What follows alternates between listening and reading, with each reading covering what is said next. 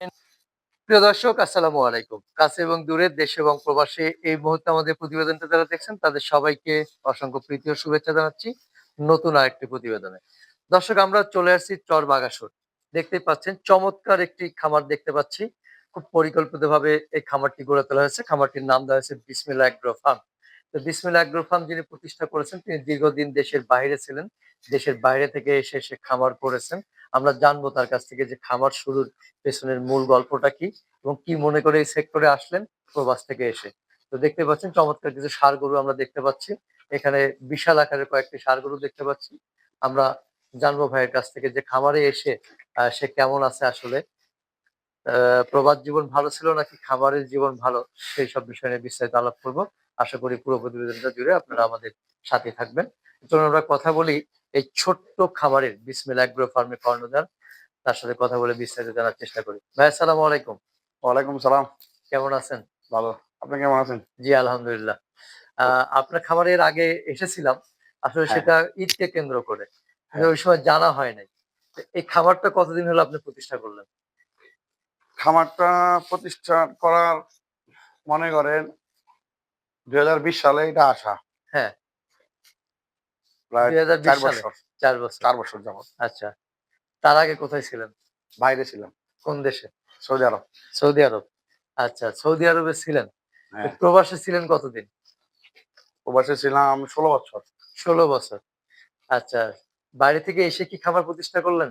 না, বাড়ি থেকে এসে ১ম একটা ছোটখাটো ব্যবসা ধরছিলাম। হ্যাঁ, তো ওই ব্যবসার পাশাপাশি চিন্তা করলাম বাড়ি থেকে বলে যে, "বিদেশ চলে যাও, বিদেশ চলে যাও।" বিদেশ না যায়ে দেশে কিছু করা যায় কিনা? আচ্ছা। তো এই ছোটখাটো একটা ব্যবসা করতাম। ব্যবসার পাশাপাশি যাই হোক আমার এক কাছের বন্ধু বলি, ভাই বলি, আত্মীয়স্বজন বলি। হ্যাঁ, সে একদিন বলল, "আমার একটা গরু কিনা দেন ভাই। যে আমি অনেক পালিগা, পাইলা দেখি কিছু করা যায় না।" আমি কই, "আমারও গরু পালনের শখ। যে তুমি যখন বলছো যে দেখতেছি।" হ্যাঁ।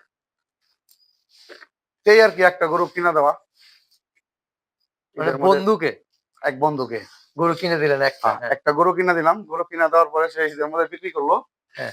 গরুটার মধ্যে লাভ হইলো ৳৫০,০০০। আচ্ছা। এই ষাঁড় গরুর? ষাঁড় গরু। আচ্ছা, তে এরকম করে ঈদের পরে আরো ২ টা কিনা দেওয়া। আচ্ছা। আরেক বছর পালা। হ্যাঁ। এই ২ টার থেকেই মনে করেন এই পরিকল্পনা কইরা এই যে গরুর পিছে আসা। মানে আবার ২ টা কিনে দিয়েছেন, সেই ২ টাও লাভ হইছে সে মোটামুটি। ২ টাও লাভ হইছে। লাভ আসার পরে উনি বিদেশ গেল গা। হ্যাঁ। পরে আমি এই যে এই নিজের জায়গায় খামার তৈরি করলাম। আমার গাভীর সেটও আছে। সে বিদেশ চলে গেল। বিদেশ চলে গেল। মানে আপনি আর বিদেশ যান নাই। বিদেশ আমি আর বিদেশ যাইনি। সে বিদেশ যাওয়ার পরে এখন তো আমার এটার প্রতি অনেক মায়া মহব্বত মানে শখ যে ধরছি যেহেতু আর এটা ছাড়ার কোনো ই নাই। ঠিক আছে? আচ্ছা। এইজন্য মনে করেন এই যে পরিকল্পনাটা করা। মূলত মানে ওই আগ্রহ থেকে করা আরকি। ওই আগ্রহ থেকে আমি খামার সেক্টরে আসা। আচ্ছা। তো খামার সেক্টরে আসলেন, তাই না? হ্যাঁ, প্রবাসে ছিলেন ১৬ টা বছর, দীর্ঘদিন। দীর্ঘদিন। তো দেশে এসে খামার করলেন। হ্যাঁ, মানে অন্যকে গরু পালন শিখাইতে গিয়ে মানে নিজেই গরু পালক হয়ে গেলেন। হ্যাঁ, তাই তো? হ্যাঁ। তো এখন কি মনে হচ্ছে আপনার কাছে যে এই সেক্টরে যে আসলেন আপনি? আলহামদুলিল্লাহ অনেক ভালো, ভালো? অনেক ভালো। এই অল্প সময়ে কি ভালো বুঝলেন এর? অল্প সময়ে ভালো ভালো বুঝলাম কি যে আমার গাভীর সেক্টর গাভীর হ্যাঁ, গাভী ক্রয় করছি। গাভীর থেকে মনে করেন দুধ নেয়। হ্যাঁ। ওইটা দিয়ে মনে করেন বাচ্চা লালন পালন করি। আচ্ছা, তারপরে বেতন কর্মচারী বেতন-টেতন দেই, কুড়াভুসি খাওয়াই, ঘাস, প্রচুর পরিমাণ ঘাস আমার। এই সাইডে আছে মনে করেন ৮-১০ পাখি, ওই গলখালিতে আছে ৮-১০ পাখি। এই আচ্ছা। তো প্রায় মিলা ২০-২১ পাখি জমিন ঘাস বোনা। তার মানে গাভীও আছে আপনার? গাভীও আছে। গাভীর সেট কি অন্যখানে নেয়? গাভীর সেট হলো গলখালি, গোয়ালখালী। গলখালি। আচ্ছা, তাহলে মূলত আপনার সেক্টরটা হলো গাভী নাকি? মূলত সেক্টর মানে ১ম সারের থেকে আসা। তারপরে তো গরু খামার চালানোর জন্য তো একটা ইনভেস্ট লাগবে, তাই না? হুম। টাকাটা কই থেকে আসবে? তার জন্যই যে পরে এলা গাভী কিনা। গাভী থেকে এই বাচ্চা লওয়া, বাচ্চা লওয়া আস্তে ইয়ে। এই যে এগুলো আমার আচ্ছা। গাভীর বাচ্চা। তাহলে যেগুলো দেখতেছি এগুলো আপনার খামারের বাচ্চা না? এগুলো আমার খামারের বাচ্চা। জাত উন্নয়ন করা? জাত উন্নয়ন করা। মাশাআল্লাহ, মাশাআল্লাহ। এগুলো সবগুলো আপনার খামারের? হ্যাঁ, আ এগুলা এই যে চমৎকার। ৮ মাস, ১০ মাস, আচ্ছা, ১১ মাস, আচ্ছা, আচ্ছা, ৭ মাস আচ্ছা। তার এগুলো মানে আরকি আগামী ২০২৬ সালে আচ্ছা, কুরবানির কুরবানির জন্য জন্য প্রস্তুত করবেন। প্রস্তুত করব। আচ্ছা, জাত উন্নয়ন করা, যাক জাত উন্নয়ন ভালো। করা। এই যে জাত উন্নয়ন করতেছেন, হুম। কেনার থেকে জাত উন্নয়ন করে লালন পালন করা, হ্যাঁ, কোনটাতে বেনিফিট বেশি বলে আপনি মনে করেন? নিজের থেকে পাইলে লালন পালন করা বেনিফিট বেশি, এটা ভালো। আচ্ছা। তো গাভীর খামারে কতগুলো গাভী আছে এই মুহূর্তে? গাভীর খামারে এই মুহূর্তে গাভী আছে ১৫টা। আচ্ছা, আচ্ছা। মানে মূলত দুধ দুধেরই করা। দুধের করা, দুধ নিয়ে ওইটাতে মনে করেন আমার খামারটা চলে যায়। আচ্ছা। তা আপনি যে প্রবাসে ছিলেন, হ্যাঁ, আসলে প্রবাস জীবনের চেয়ে এখন যে দেশে যে খামার জীবনটা কোনটা আপনার কাছে বেটার মনে হচ্ছে? দেশের জীবনটাই ভালো। আত্মীয়স্বজন আছে, ভাই ব্রাদার আছে, মা-বাপ আছে। এখানে সবকিছুই মানে একটু কষ্ট করলেও কি সব কাছে পাইতাছেন। কিন্তু এক্ষেত্রে একটা কথা আছে যে বিদেশের ইনকামটা আর দেশের ইনকামটা কিন্তু অনেকটা ডিফারেন্স। হ্যাঁ, মানে বিদেশে ইনকাম করলে সে টাকাটা থাকে। দেশে আপনি যতই করেন থাকে না। তো এই ক্ষেত্রে আপনি কোনটাকে মানে বেশি প্রাধান্য দেবেন? বা আমি মনে করি যে একটা সময় থাকে মানুষের যে ইয়াং জেনারেশন, যে আমরা মনে করেন এখন বিদেশ গেলেও প্রচুর পরিমাণ কষ্টটা করতে পারব না। হুম, তাই না? হুম, এখন আমাকে একটু বয়স হইছে। দেশে থাইকা কোনো কিছু করার আজকা করলেও করার লাগবে, এই ৫ বছর পরে হয়ে দেশে আইসা কিছু করতে হইব, তাই না? হুম। আগে থেকে করাটা ভালো না? হ্যাঁ, এখন আমার যে ছেলেপেলে আছে বা এই ১৮ বছর, ১৯ বছর, ২০ বছর তারা যদি একটা বিদেশ জাতীয় একটা খরচ করব, ওই টাকা দিয়ে যদি সে খামার সেক্টরে আসে বা একটু লালন পালন করে বা আস্তে, আস্তে ধীরে, ধীরে সে হুম, টাকাটা একটা বিদেশ গেলেও ভাই ৮ লাখ, ৯ লাখ, ৫ লাখ, ৬ লাখ টাকা লাগে। হুম, হুম, তাই না? হুম। তো ওই টাকাটা দেশে খাটাইলে তো সে খায়া চইলা ফিরা বউ বাচ্চা লইয়া মনে করেন অনেক ভালো থাকবে।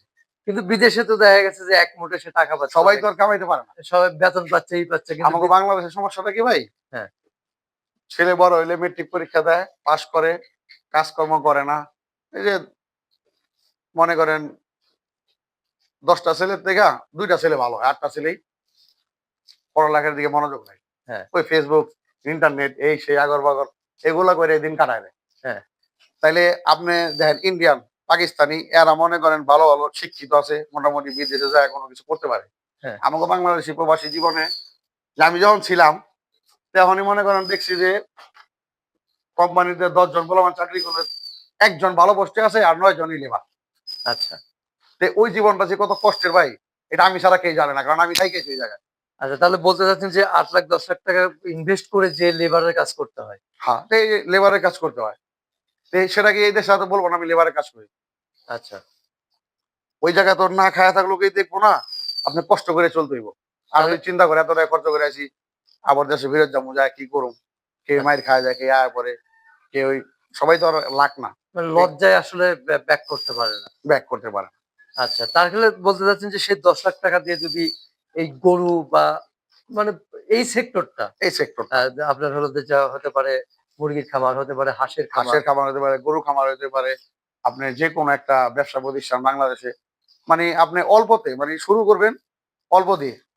অস্তে, অস্তে, অস্তে, অস্তে যেকোনো জিনিস তাহলে একবারে সব হয় না। তাহলে আপনি কি বলতে চাচ্ছেন যে ৭-৮ লাখ টাকা খরচ করে যে আমরা বেতন পাই হলো ওখানে ৪০,০০০ বা ৫০,০০০ এর ৫০,০০০ কে, ২০,০০০ কে, ২৫,০০০ কে যারা বড় জায়গায় কাজ করে তারা ৳৩০০ বেতন। আচ্ছা, এই যে ৮ ঘন্টা ডিউটি। এরপর আবার বাহিরে কাজ করতে ওভারটাইম। আচ্ছা। টাকা আমার কাছে সে তখন বইয়া থাকলে তো আর কাজ হইব না। কাজ হইব? না। ওই যে এই অবস্থা আরকি বিদেশে। সেই টাকা দেশে খাটালে কি আপনি মনে করতেছেন যে ৫০,০০০ টাকা মাসের সেলারি পাওয়া মানে তোলা সম্ভব? তোলা সম্ভব, হ্যাঁ? সম্ভব। সম্ভব। এই গরু পাললে সম্ভব? গরু মেলা সম্ভব। হ্যাঁ? আপনার দেখা গেছে ৳৮,০০,০০০ আপনি খরচ কইরা বিদেশ গেলেন বা ৳৬,০০,০০০ বা ৳১০,০০,০০০ বা ৳১৮,০০,০০০। হ্যাঁ। আপনার দেখা গেছে ৳২,০০,০০০ করে ৳৫ গাভি কিনলে কত? ৳২,০০,০০০ ৳১০,০০,০০০ বা টাকা। ৳১০,০০,০০০ হ্যাঁ। ৳১০,০০,০০০ ৳১০,০০,০০০ গাভিতে মনে করেন আপনার প্রতিদিন যদি বাছুরে খাওয়া যদি আপনার ৫ টা গাভিতে যদি আপনার মুনেকখানি ১.৫ মণ দুধ পাওয়া যায়। হ্যাঁ। ১.৫ মণ দুধের দাম কত?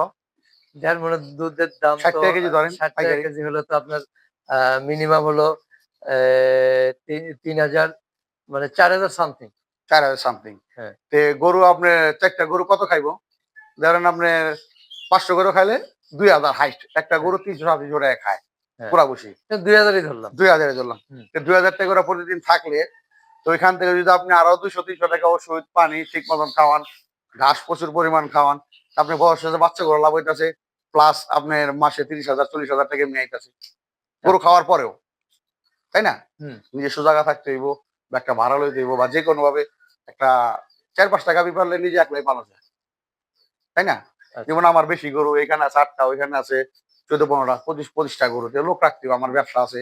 আমি জানি যে করা সম্ভব না। তার মানে আসলে লস নাই এই সেক্টরে আপনি বলতে না, চাচ্ছেন। এই সেক্টর লস নেই, হতাশ হলে চলবো না, ধৈর্য ধারণ করতে হইব। ধৈর্য ধারণ করতে ধৈর্য হবে। ধারণ করতে হইব। কিন্তু আমরা তো দেখি অনেকেই বলে যে লস হচ্ছে। হ্যাঁ, লস আছে। মনে করেন ওই যে খামার সেক্টরটা, মনে করেন ওই যে কইলাম না আমি একটা গরু দিয়ে শুরু করা। যে ১ম এই লস খাইতাম বা দেখতাম এই খামার এই গরুর পিছনে মানে ভালো লাগে না, এটি লস আর লস। তাহলে সেক্টরে আমি আর রাখতাম না। আমি আজকে ৫ বছর ৪ বছর ধরে টিকে রইছি।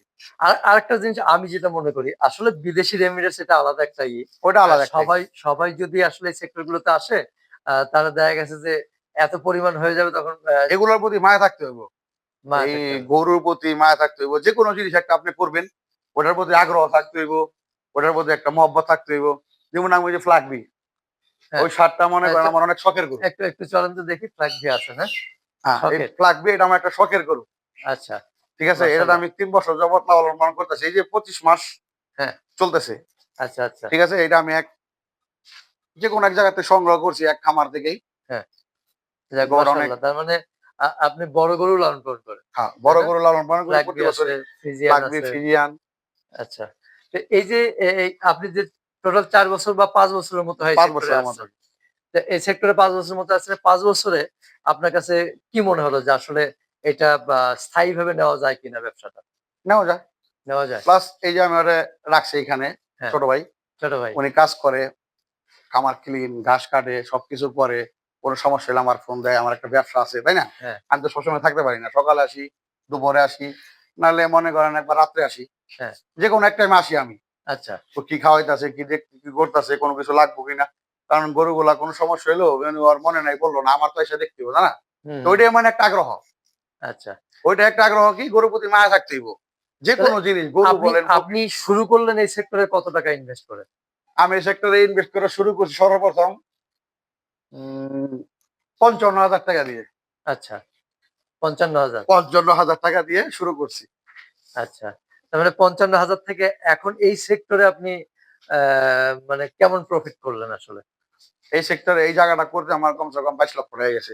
৳২২,০০,০০০। এই জায়গাটা করতে আমার। আচ্ছা, এটা পুরা নিজের ইনভেস্ট। নিজের ইনভেস্ট। নিজের ইনভেস্ট। হ্যাঁ, মনে করেন এটা আমার জায়গাটা আমার মূলত আমার বাপ-দাদার। হুম, এখানে করছি। জায়গাটা তো আর ক্রয় করতে হয় নাই। খালি এটা করতে যা খরচ গেছে। আচ্ছা, ১ম ১ বছর তো পালছি, মনে করেন এই এত কিছু করি নাই গা। হালকা পাতলা বাঁশ কটা দিয়া কইরা লালন পালন করছি। আচ্ছা, হ্যাঁ, তারপরে এই যে ১ বছর ২ বছর ১ বছর পাইলা পরে এটারে করছি। আচ্ছা। সেই ফিডব্যাকটা কি পেয়েছেন আপনি যে টাকাটা হ্যাঁ? ইনভেস্ট করেছেন? কুরবানিতে যে আপনি দেখলেন না যে গেজেবার হামাগুলো আপনি ভিডিও করলেন, হ্যাঁ, সেগুলোতে আমি এক খামার থেকে সংগ্রহ করছিলাম ৫ টা লট। হ্যাঁ, লট কিনেছিলাম আমি ৫ টা কিনছিলাম মনে করেন ৫,৮০,০০০ দিয়ে বাচ্চা। আচ্ছা। তার মানে আপনার ইনভেস্টটা কি মোটামুটি মোটামুটি আলহামদুলিল্লাহ। আমি সব দিকে মিলা যদি খরচ দিয়া, গরু খাওয়ায়া, গাভীর দুধের টাকা দিয়া, বেতন দিয়া, সব দিয়া যদি আমার ২০,০০০ টাকাও থাকে, আলহামদুলিল্লাহ। তারপরে এই যে কুরবানির যে একটা গরু আছে, হ্যাঁ, এই গরুটা যদি আমি বিক্রি করি, এটা আমার আসবে না? অবশ্যই আসবে। এটা আসবে না? হ্যাঁ, হ্যাঁ, হ্যাঁ, অবশ্যই আসবে। তার মানে লস নাই। লস নাই। না বাকিটা আল্লাহর ইচ্ছা। আল্লাহর এখন ইচ্ছা। যদি একটা গরুর কোনো সমস্যা হয়ে যায়, ওর হতাশ হলে চলবে না ভাই। ধৈর্য ধারণ করতে হবে। ধৈর্য ধারণ করে করতে হবে। কারণ আমার কথা হলো যে বাইরে যে শ্রমটা দেই আমরা, হ্যাঁ, এই আমরা শ্রমটা বাংলাদেশে দেন, অনেক ভালো। অনেক ভালো। তার মানে প্রবাসের চেয়ে যে দেশেই অনেক ভালো। ভালো দেশের টাকা দেশেও থাকলো, সর্বপ্রথম শান্তিতে আপনি যেকোনো ব্যবসা একটু কষ্ট করতে হইব, পরিচালনা করতে হইব, লাইন জানতে হইব।